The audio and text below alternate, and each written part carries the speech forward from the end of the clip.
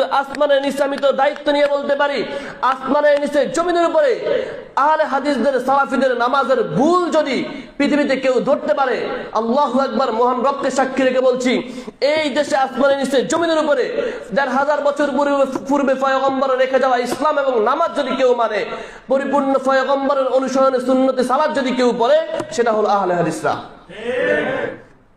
এমন কোন মায়ের বেটার বাপের বেটার জন্ম হয় নাই যে আহলে হাদিসদের সালাতের ভুল ধরবে। প্রত্যেকটা আমল একটা নয় একাধিক হাদিস দ্বারা সাব্যস্ত। আর আমাদের হানাফি ভাইদের আল্লাহ তাআলা, আল্লাহ মালুম, আল্লাহ তাআলা ভালো জানেন। আল্লাহ বুকের উপর হাত বাঁধার কোনো সহিহ হাদিস আছে?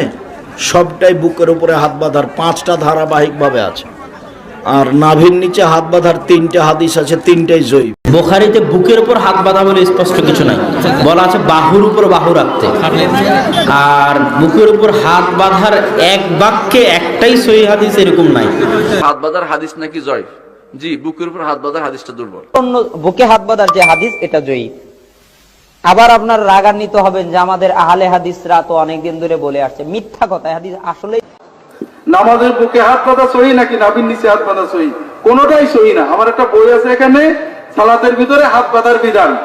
আপনারা পড়লে দেখবেন যতগুলো সহি হাদিস আছে, ডান হাতকে বাম হাতের উপর রাখার কথা বলা হয়েছে, জায়গার কোথাও বলা হয়েছে। আর জায়গার কথা যেগুলো বলে একটা সহি না।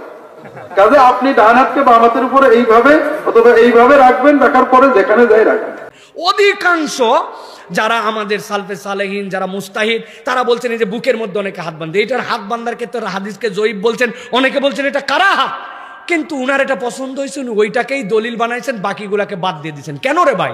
সুতরাং সমাজের মধ্যে ফিতনা ছড়ানোর কথা বলেন না। এমনি সমাজ শততা বিভক্ত, আপনি নতুন করে একটা ফুস করে মাসলা ছাড়লেন, ছেড়ে দিয়ে আপনি বাকিগুলাকে অস্বীকার করলেন, আপনার তো তাহলে সমাজের মধ্যে ফিতনাবাজ পরিচিত হলেন।